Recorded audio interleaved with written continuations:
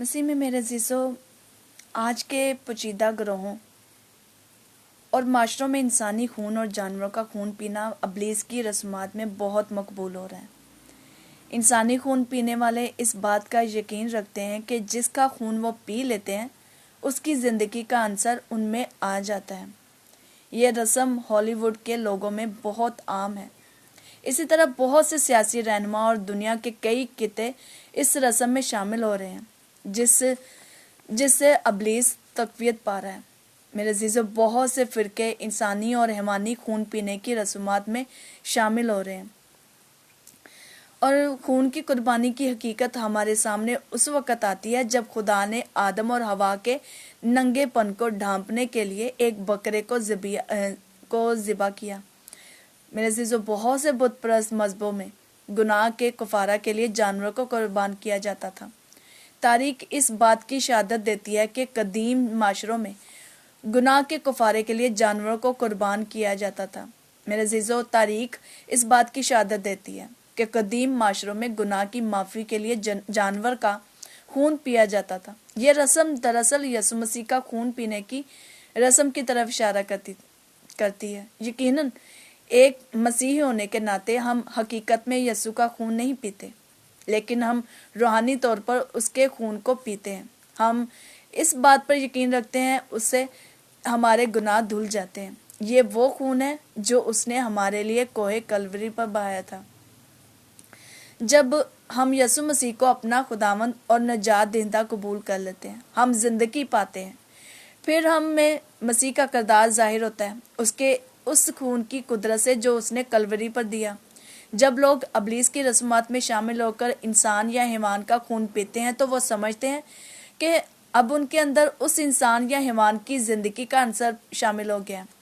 इब्लीस की रस्मात के तहत खून पीने का मतलब है आप मसीह के खून के बिल्कुल उलट चल रहे हो। इसी बात को मजीद हम जानने के लिए मुकाशफा 17 बाब उसकी 6 आयत में देखेंगे। और मैंने उस औरत को मुकद्दसों का खून और यसु के शहीदों का खून पीने से मतवाला देखा और उसे देखकर सख्त हैरान हुआ। बदकिस्मती से इंसान हो या जानवर अपना आंसर हासिल करने से पहले ही मौत का शिकार हो जाता है। मसीह में मेरे अजीज़ों, बाइबल हमें बताती है कि उस बड़ी अजियत के दिन उस औरत ने मुकद्दसों का खून पिया जिसमें मसीह के शहीद भी शामिल थे। मैं यकीन रखती हूँ कि ये बाइबली निज़ाम की तरफ इशारा करती है जिसके तहत बहुत से मसीही और यहूदियों को कई सदियों से शहीद किया जाता रहा है। आज भी इसी निज़ाम के तहत मसीही और यहूदियों को शहीद किया जा रहा है। मैं इस बात पर भी यकीन रखती हूँ कि यह निज़ाम मुखालिफ मसीह की हुकूमत है, जिसमें शामिल लोगों की तरफ इशारा करता है जो मुखालिफ मसीह यकीनन हैवान के लिए मसीही लोगों की कुर्बानी देने वाले हैं। मैं यकीन रखती हूँ कि इब्लीस को मानने वाले गिरोह इस मौके का फ़ायदा उठाएंगे और मुकद्दसों का खून जिस्मानी और रूहानी तौर पर पिएंगे। इस बड़ी मुश्किल और अजाब के दिनों में मुकद्दसों का खून बकसरत बहाया जाएगा। मेरे अजीज़ों, मसीही लोगों के लिए उनकी ज़िंदगी मसीह के खून में थी, है और रहेगी। यसु मसीह का मसा शुदा खून हमारे तमाम गुनाहों और हैवानी फितरत को मुकम्मल तौर पर धो डालता है। जब हम उसे अपने दिल में उतार लेते हैं, अपने गुनाहों की माफ़ी मांगते हैं, फिर यसु हमारे दिलों के तख्त पर राज करता है। लेकिन अगर हम यसु को अपना निजात दहिंदा और खुदावंद को कबूल नहीं करते, हमारे दिलों और किरदार में हैवानी फितरत छाई रहती है और हम हैवान की पूजा और प्रस्तिश से बाज नहीं आते। जब लोग मसीह को कबूल कर लेते हैं, वो नई मखलूक बन जाते हैं जो सिर्फ और सिर्फ यसु के मसा शुदा खून की कुदरत है। मेरे अजीज़ों, यसु हमारे तमाम तर गुनाहों के लिए कुर्बान हुआ। इब्लीस के दायरा कार के अंदर कुर्बानी सिर्फ गुनाह के लिए बिल्कुल ऐसी की जाती थी जैसे कायन ने हाबिल का कत्ल करके गुनाह किया था। मसीहत में यसु मसीह ही हमारा खुदा है। इब्लीस के बहुत से गिरोहों में इंसान हैवानी फितरत की बुनियाद पर अपना खुदा बना बैठा है और कुछ गिरोहों में इब्लीस खुद इंसानों का खुदा बना हुआ है। धोखा ہمیشہ بری نیت کے پروں پر سوار ہو کر کینہ اور خباثت کی وادیوں کا سفر کرتا ہے۔ یہ سب کے سب موت، تباہی اور بربادی کو جاتے ہیں۔ حیوان کا کردار جو انسان کے اندر برے منصوبے، ارادوں اور خواہش کی رہبری کرتا ہے، اس کے رویے کو تشکیل دیتا ہے۔ حیوان کے کردار کی ارتقائی تبدیلیاں انسانوں کے اندر روز بروز بڑھ کر اس کے اندر بدی سے محبت کو بڑھا رہی ہیں۔ یہ برائی بہت سی کلیسیوں میں اب داخل ہو چکی ہے میرے عزیزوں، اور یہ وقت گزرنے کے ساتھ ساتھ اور زیادہ تیزی سے انسانوں کو گمراہ کر کے بدی کی طرف لے جا رہی ہے۔